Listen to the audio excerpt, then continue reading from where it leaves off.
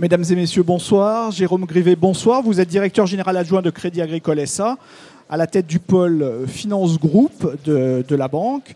Alors, il y a 1 an et demi, Crédit Agricole a présenté son nouveau plan stratégique, un plan 2020. Comment se déroule ce plan ? Bonsoir Lionel Garnier, bonsoir à toutes et à tous.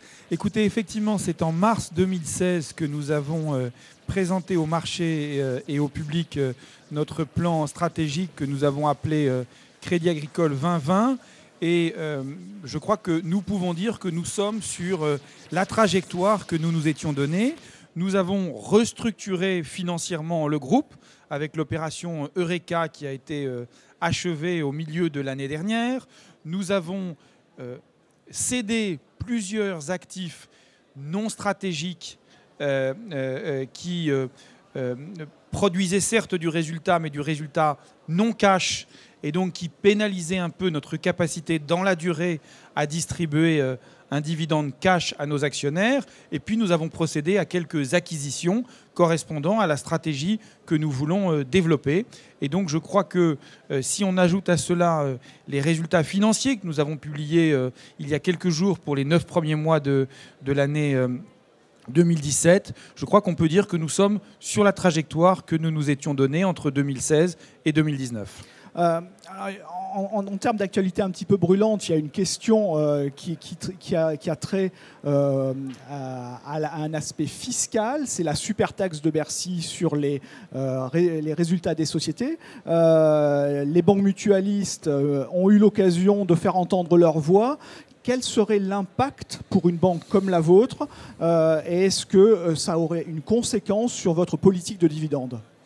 Alors, d'abord, je voudrais dire que le gouvernement subit une situation et je comprends très bien qu'il souhaite la gérer.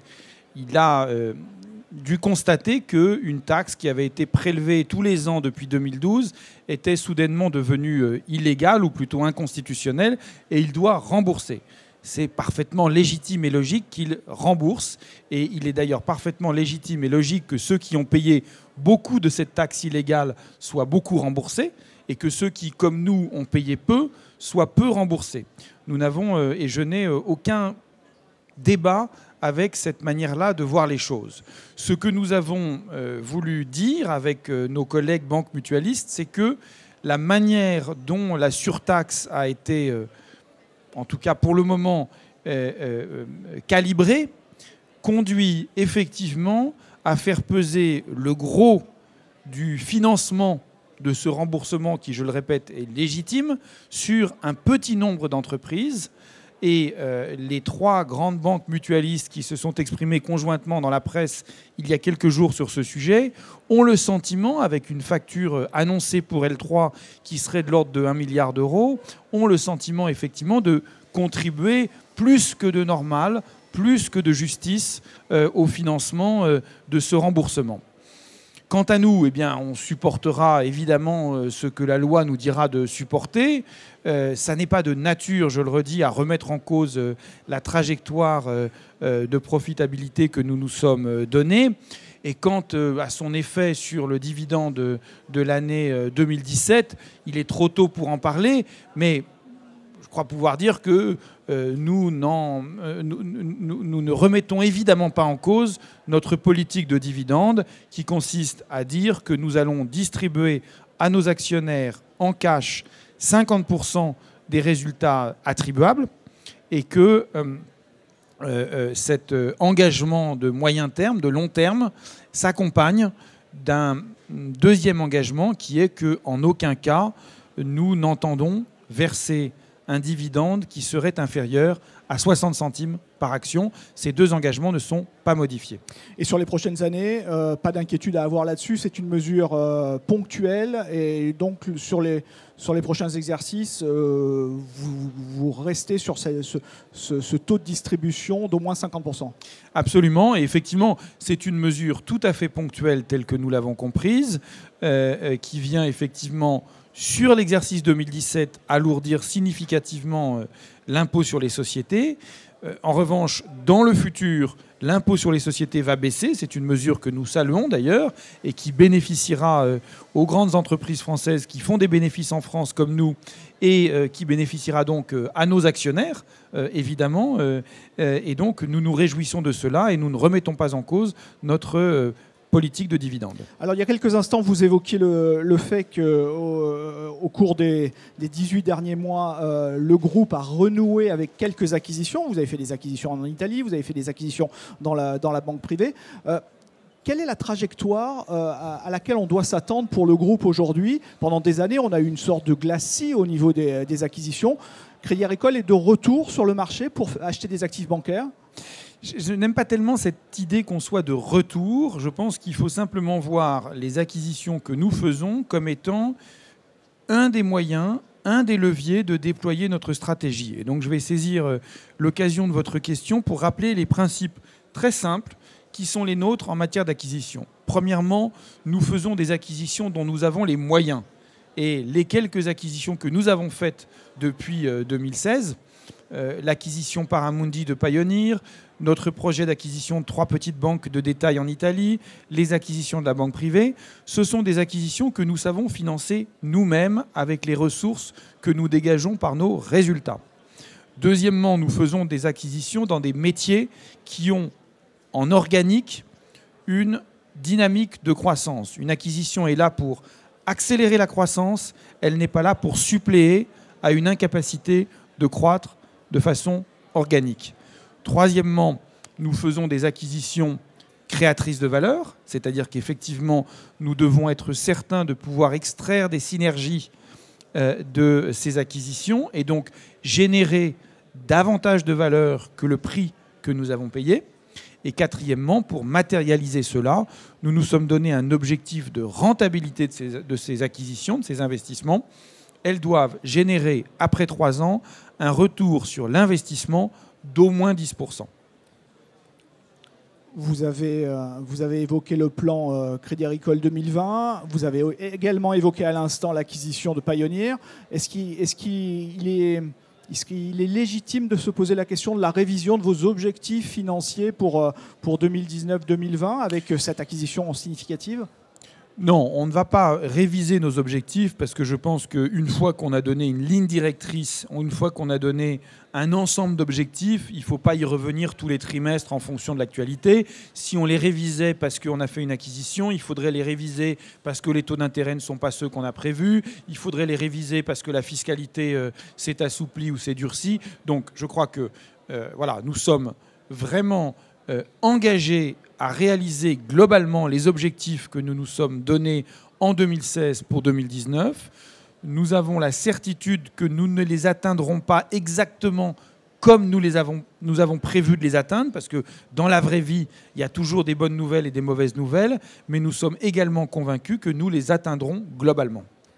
L'un des éléments, quand on regarde le secteur bancaire français, c'est qu'on voit l'émergence de nouveaux acteurs. J'ai en tête Orange Bank, bien évidemment, d'autres annonces. On voit arriver des néobanques, de nouveaux entrants sur ce marché. Comment un groupe comme le vôtre, très présent sur la banque de détail, réagit et quelles sont les initiatives que vous prenez en la matière ? Écoutez, je crois que les initiatives que nous avons prises, elles sont nombreuses et elles sont d'ordre très très multiple.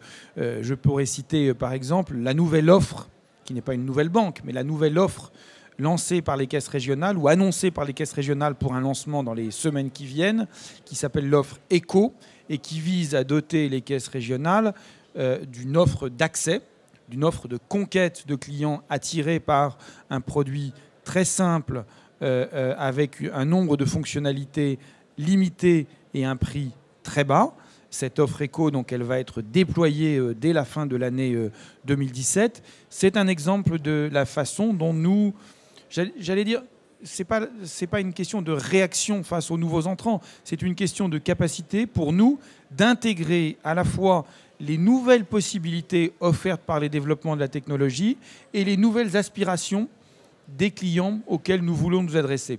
C'est plus comme ça que nous réfléchissons que comme quelle est la manière de contrer telle ou telle initiative d'un concurrent. On se serait rencontrés il y a à peu près 3 semaines. On aurait vu un parcours de Crédit Agricole, un parcours boursier de Crédit Agricole encore plus flamboyant que ce qu'on en voit ces derniers temps. J'ai en tête plus 18% depuis le début de l'année, mais un mois de novembre qui est plus difficile.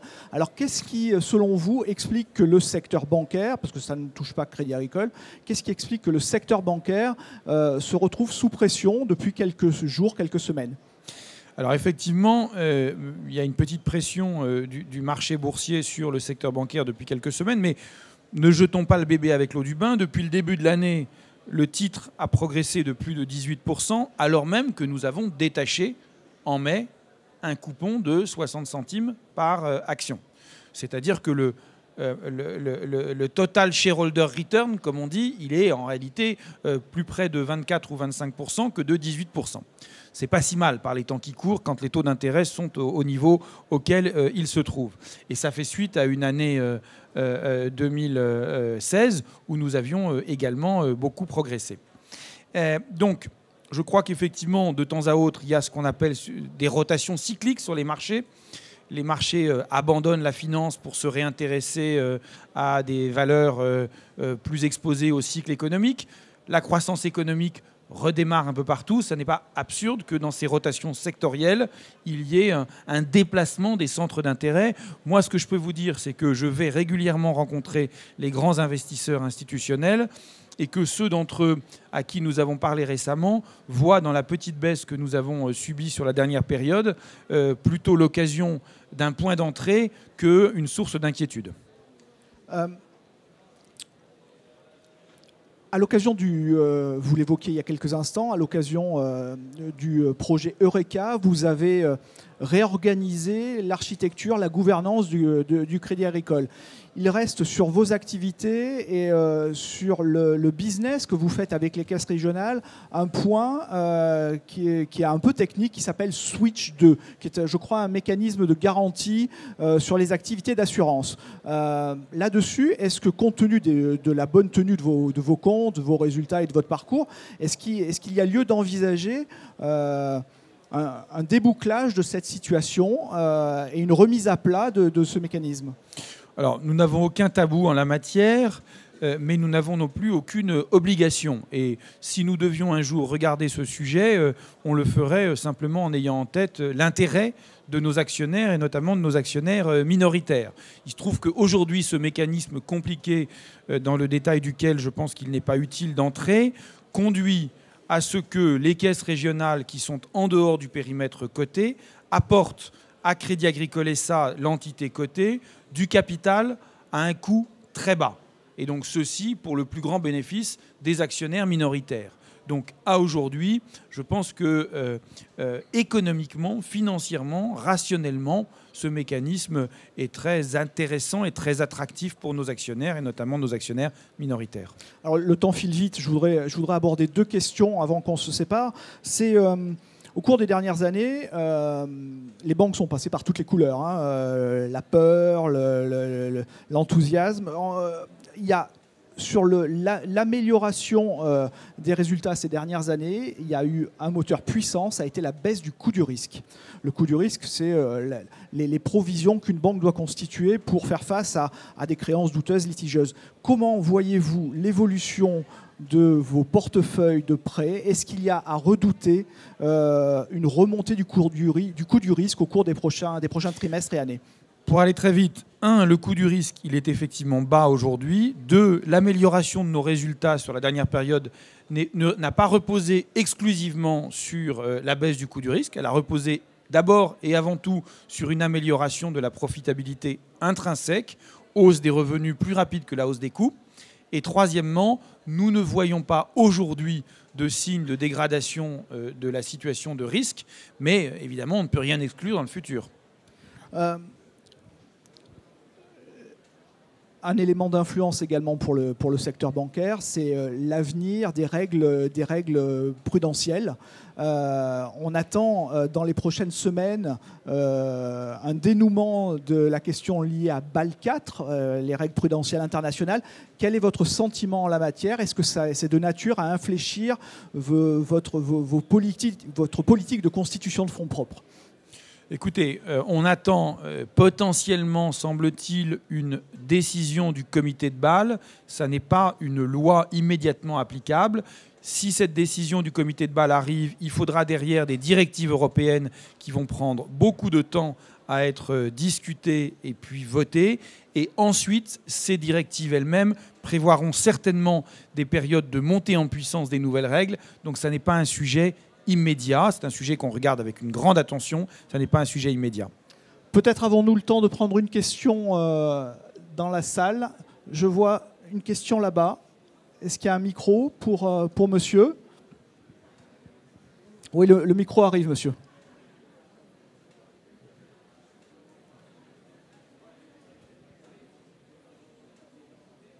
Non. On ne vous entend pas, non. Parlez fort.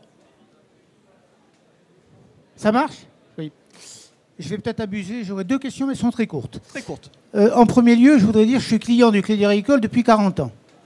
Je suis actionnaire, Bravo. je suis actionnaire depuis une période moins longue, mais actionnaire fidèle malgré tout. Donc les questions que je vais vous poser, elles sont sur un registre très amical. J'ai regardé le cours de bourse à 17h30 aujourd'hui. Il était à 13,92. Or, sauf si ma mémoire fait défaut, l'action CASA a été introduite il y a une quinzaine d'années à 16 €. Comment expliquez-vous cet écart? Et alors, je vous pose tout de suite la deuxième question, comme ça, Très courte. je ne reprendrai pas la parole. Le secteur bancaire, hein, de l'avis, hein, de ce qu'on peut lire et ce qu'on peut entendre sur le sujet, le secteur bancaire serait sous-évalué. Alors, question, est-ce que le Crédit Agricole est plutôt sous-évalué ou surévalué par rapport à ses concurrents français? Vos questions sont très compliquées et donc elles ont beau être courtes, elles pourraient appeler des réponses très très longues. Je crois que si vous voulez regarder l'évolution du cours de bourse du Crédit Agricole dans la durée, il faudrait tenir compte du fait qu'un certain nombre de dividendes ont été détachés année après année. Et donc l'évolution du seul cours de bourse n'épuise pas la performance financière du titre sur la période. En même temps, il est vrai que nous avons eu des périodes où notre action était sensiblement plus haute que les 15 ou 16 € que vous évoquiez. Et on a eu des périodes aussi où c'était sensiblement plus bas. Donc il y a eu effectivement, sur les 10 dernières années, beaucoup de volatilité sur le cours de bourse des actions bancaires. Est-ce qu'on est sur ou sous-évalué? Ce qui est sûr, c'est qu'on est mieux évalué aujourd'hui qu'on ne l'était il y a 1 an et demi ou 2 ans. Merci à tous. Jérôme Grivet, merci, bonsoir. Merci, bonsoir à tous.